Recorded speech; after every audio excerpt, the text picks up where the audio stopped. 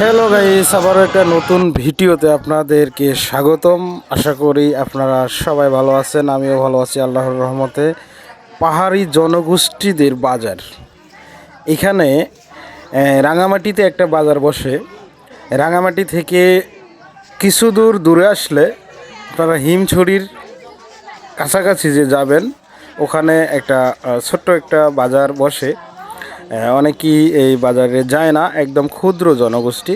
সেই বাজার থেকে আপনাদেরকে ভিডিওটাতে স্বাগতম।